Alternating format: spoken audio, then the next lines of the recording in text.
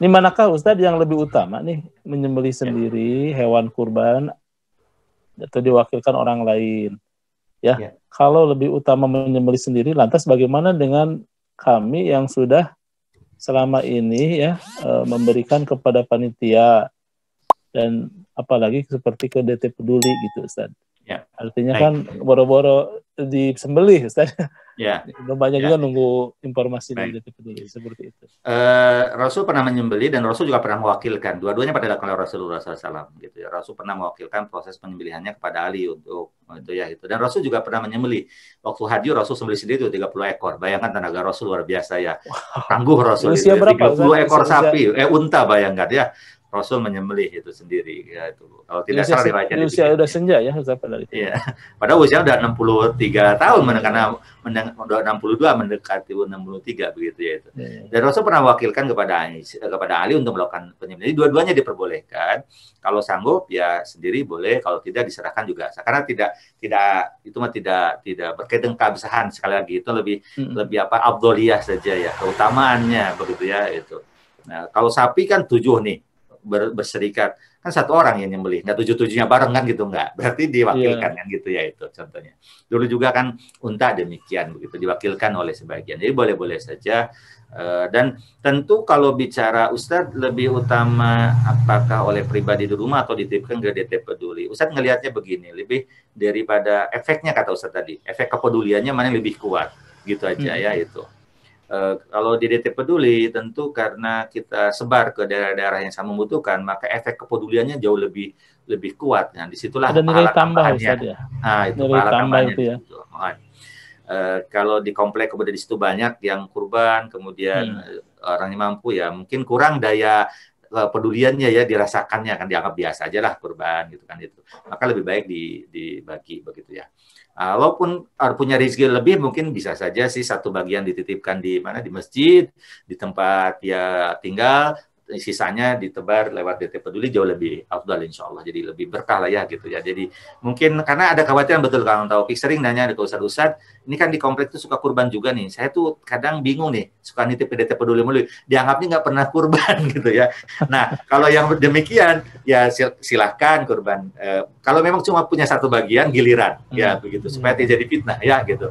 Tapi kalau mampu lebih dari satu bagian, maka satu di masjid, sisanya titipkan ke DT Peduli. Insya Allah itu jauh lebih bermanfaat, jauh lebih mendatangkan keberkahan, dan insya Allah pahala mudah-mudahan tambah berlipat dari efek yang dirasakan oleh mereka yang menerimanya. Mungkin begitu Kang Taufik. Kan juga seperti halnya ya di kota-kota ya, seperti halnya di tempat saya aja Ustaz ya. Oversupply daging itu sangat besar di kota-kota itu ya.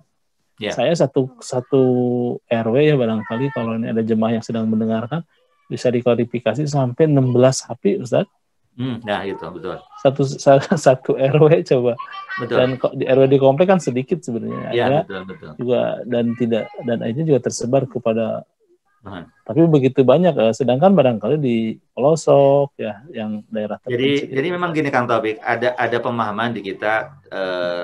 Apakah Ustadz harus menyaksikan, kan gitu yang pertama ya. Betul, menyaksikan itu bukan kewajiban, hadisnya lemah, mungkar hadisnya begitu ya, artinya tidak menyaksikan juga tidak sah-sah saja. Yang kedua memakan, betul tadi ayatnya kulu, makanlah begitu ya, tetapi bukan berarti harus memakan, tapi itu kalau mau ya silahkan, kalau tidak mau dibagikan semua juga tidak jadi masalah insya Allah ya gitu.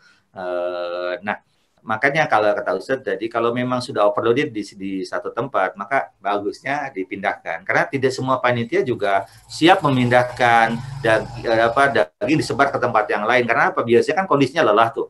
Habis motong dari pagi sampai siang hari, kemudian sore harus mendistribusikan keluar jauh. Itu biasanya juga bagi panitia itu rada-rada berat begitu ya itu. Makanya lebih baik dari awal saja kita titipkan ke lembaga begitu ya, supaya memang jadi nyaman, insya Allah tersebar ke daerah-daerah yang membutuhkan. Begitu Kang Taufik. Iya. Walaupun insya Allah kalau di Darut Tauhid Peduli ya, Ustaz khususnya ya, untuk quick report ya, itu bisa dilihat baik audio maupun video Ustaz.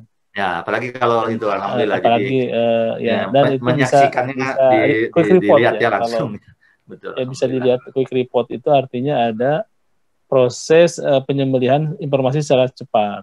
Kalau sudah tersembelih di hari ini contoh, maka dipastikan sore itu sudah terupload ya, dan bisa diakses untuk melalui link yang bisa kita lihat di web kita. Bahkan artinya, mungkin bisa saja ya kalau ada donatur yang sangat keras sekali, misalkan pemahamannya, saya harus menyaksikan, nanti dikasih nomor tempat lokasinya ya, WA gitu ya, di-shoot langsung juga gitu kan. Di akar kita sudah, apakah nanti reportnya harus langsung diberikan ke rumah, kita sampai tawarkan begitu juga. Iya. Selain harus bisa melihat dari linknya. Betul. Jadi insya Allah ada nilai-nilai tambah ya ketika kita ke lembaga-lembaga yang sudah memang ya istilah core-nya memang di sini ya. Kita hampir 2 dekade Ustadz ini melaksanakan kurban ini, artinya juga sisi profesionalisme mudah-mudahan sudah terbangun ya.